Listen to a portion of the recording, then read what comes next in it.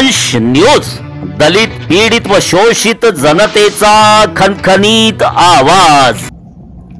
वंचित बहुजन आघाडीच्या वतीने उद्या छत्रपती शिवाजी स्टेशन म्हणजेच वीटी स्टेशन या ठिकाणी अमित शाह यांनी डॉक्टर बाबासाहेब आंबेडकरांच्या संदर्भात केलेलं वक्तव्य याचा निषेध करण्यात येणार आहे।